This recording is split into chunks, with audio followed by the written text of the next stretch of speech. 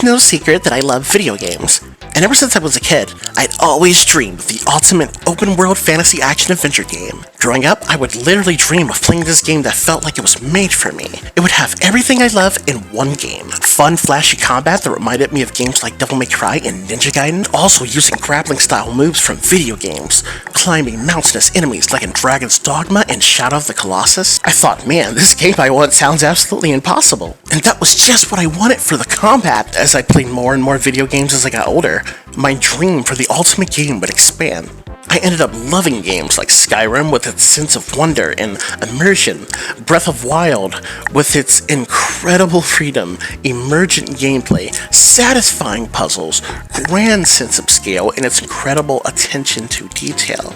Red Dead Redemption 2 would make me appreciate what an immersive simulation of life could accomplish, and I wanted elements of that. I'd want the world to feel alive and lived in. I want the art style to be beautiful. I'd wanted exploration to be valued and prioritized. I want the game to feel organic and not treat me like a baby. Such a game in my mind started feeling even more impossible. Around age 11, I'd had quite a lot of experience with fantasy MMOs. Out of all the ones I've played, the games that stood out to me the most were Phantasy Star Online, World of Warcraft, Vindictus, Terra, Final Fantasy XIV, Neverwinter Nights, Warframe, and Black Desert Online. I loved playing these games, and I absolutely hated that I had to be online to play them. What if I didn't want to play them online? What if I just wanted to go solo? Hell, what if I didn't have internet? I don't generally prefer to play games with other people. I generally prefer to play games alone. Then I thought, hey, what if someone made a game like an MMO, but it wasn't an MMO? I don't know what it would be called exactly, but what if someone made a game as big in design as an MMO, but single player? It eventually became the skeleton of how I'd envision my dream game, combining all the elements from MMOs and my favorite games, even older games and other games I enjoy not as much, but still enjoy them, like farming sims like Harvest Moon or Stardew Valley, games like Rune Factory, games where you build your own house or base camp like in Sims or Minecraft, having tons of mini-game distractions to get into the open world like in some of my other favorite games like Shenmue and Yakuza.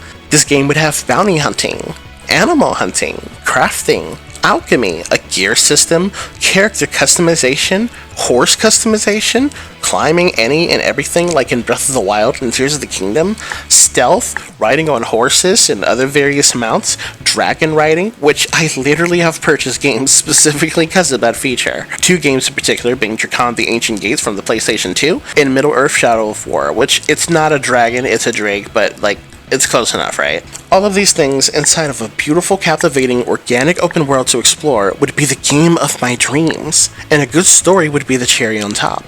Eventually, I just settled on the fact that a game like this was too much to ask for, so my hope on some talented studio creating it was lost. But then, something incredible happened. It's 2019, and the trailer for Crimson Desert drops. So I check it out. It was announced as a brand new MMO. It would be a prequel to Black Desert. I really liked Black Desert and Pearl Abyss, so I was excited. The combat looked super visceral and fun, so I decided to follow the game's development.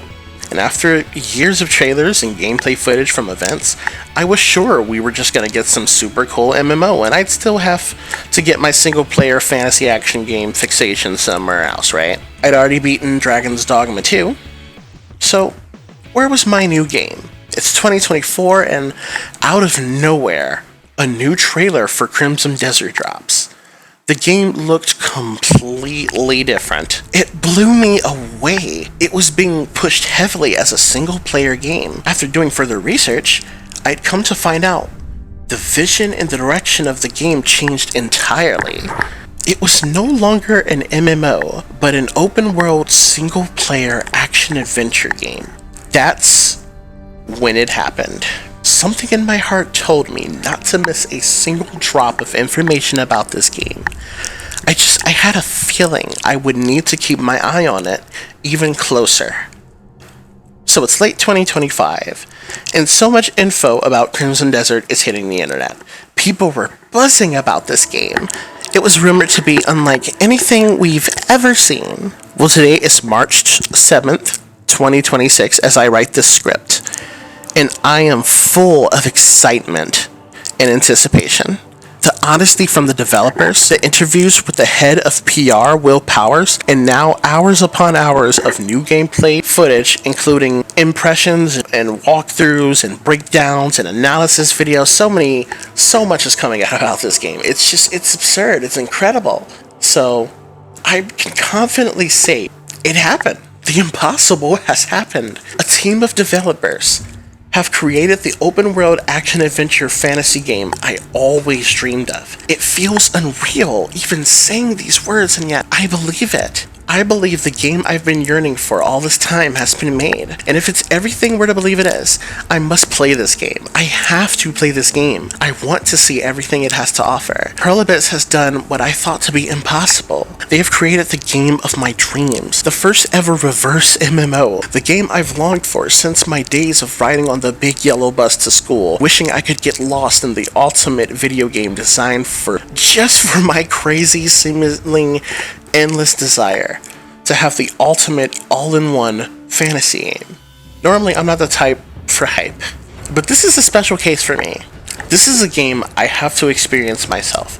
I have to know, did they do it? Did they make my dream a reality? I guess I won't know until March 19th. This feels like the most agonizing wait, but I feel like it's a wait that will definitely have been worth it.